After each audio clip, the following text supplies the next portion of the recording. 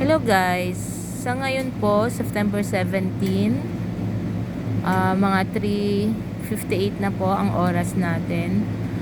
Dito po sa may unang bayan ng Batangas, sa Santa Anastasia, Santo Tomas, Batangas. Dito po sa FPIP, sa trabaho. Ito ngayon, hindi pa masyadong naulan. Parang manipis lang na patak ng ulan. Tas wala pong hangin. Kaninang umaga maliwanag pa bago magtanghali.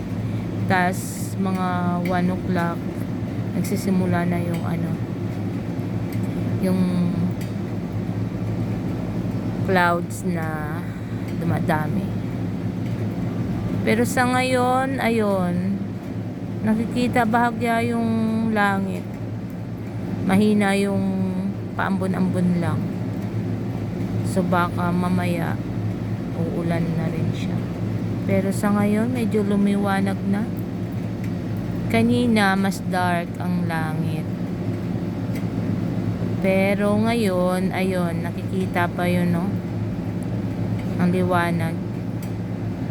Ewan ko mamayang hapon kung lalakas pang ulan.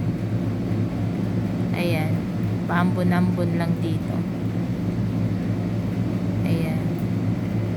Okay, bye-bye. Update lang sa ating Super Typhoon Pipito. God bless po sa lahat.